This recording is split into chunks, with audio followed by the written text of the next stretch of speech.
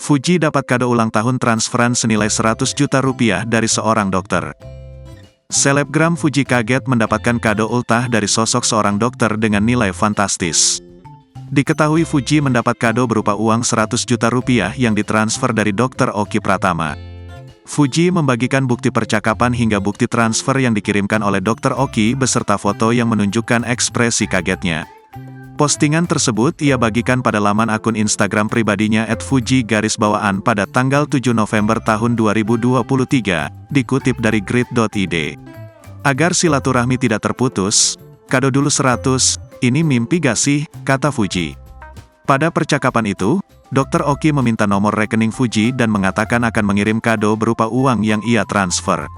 Assalamualaikum Uti ini Dr. Oki. Uti izin minta norek Uti, mau kasih kado.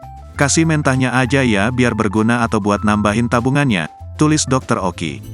Kemudian mantan kekasih Tarik Halilintar itu mengatakan bahwa dirinya merasa tidak enak karena ternyata sang dokter sudah mengajaknya jalan-jalan ke Eropa.